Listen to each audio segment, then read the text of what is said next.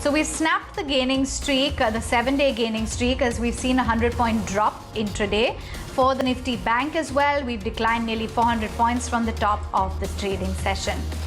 The Sensex goes home with a cut of about 20 points, and it's quiet for the Midcap index, while you do have the Smallcap index, which seems to be the worst hit today, seeing a cut of about 56 points. While energy, media and IT have had a fairly decent run, names like metals, real estate, the Nifty Bank, PSU banks, they've all come under a bit of pressure in trade. Take you through then the pecking order, and here are some of the interesting movers in today's trading session. On the upside, you've got Adani Ports, ONGC, Bajaj Finance bucking the trend. SBI has had a terrific run, hitting those fresh highs. Goes home with a gain of about 2%. HDFC, HUL, Wipro, Tech Mahindra, IOC, L&T, as well as Reliance Industries.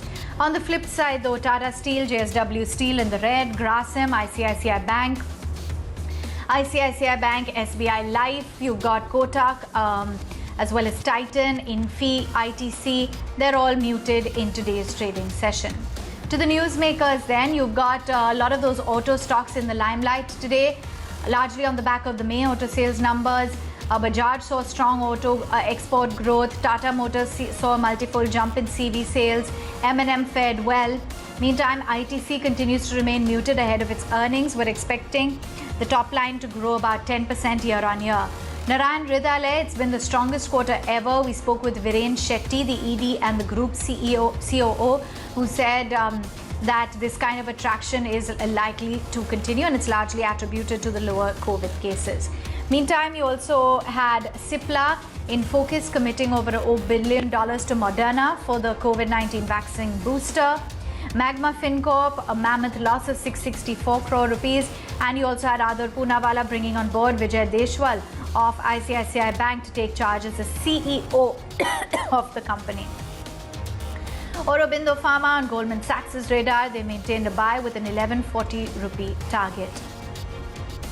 Check in on the broader universe then and individual names within that space, as you do have the Midcap index seeing a cut of a mild 17 points, while it's looking a little more adverse when it comes to the small cap end of the market, as we flagged off.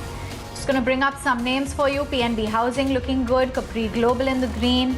You've got Reliance Industrial Infra, Venky's, Adani Total, Reliance Capital, Fine Organics, VIP Industries, Adani Ports, Alcom Laboratories.